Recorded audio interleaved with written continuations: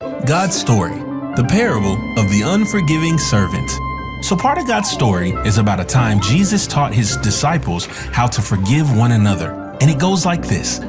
One day, Jesus was teaching his disciples, and Peter asked how often he should forgive people who have wronged him. Would forgiving someone 7 times be enough? Peter probably thought 7 times was more than enough because the religious teachers back then said you should forgive others 3 times. Jesus said, I tell you, not 7 times, but 77 times. That's a lot of forgiving. But Jesus didn't mean we should keep track of how many times people wrong us. So to help the disciples understand, Jesus shared a parable with them. A parable is a story that Jesus used to teach something important. You may have heard of the parable of the lost sheep or the parable of the prodigal son. Jesus told those stories to help us understand God and follow him better. This parable was about a servant who owed a king 10,000 bags of gold. That's a lot of money. It would be like billions of dollars today, and it would take a long time to pay it back. When you owe something to someone, it's called a debt. And this servant had a large debt to the king.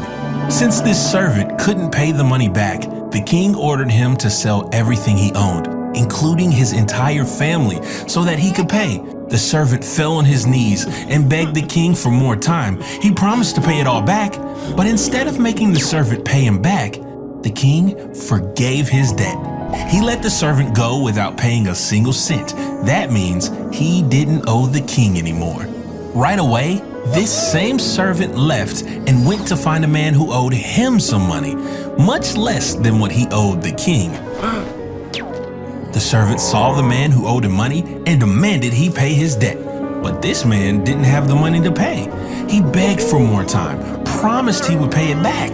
But instead of forgiving the man, like the king had done for him, the servant imprisoned him until he could pay. When the king discovered that the servant whose debt he had forgiven had not forgiven the debt of someone else, he was furious. He called in the servant and said, I canceled all that debt of yours because you begged me to. Shouldn't you have had mercy on your fellow servant just as I had on you? Then the king had the servant thrown in jail until he could pay back everything he owed.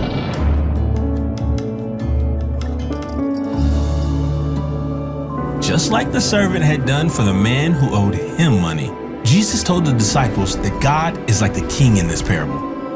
Just like the king forgave the servant's debt, God forgives us too, no matter how many times we sin.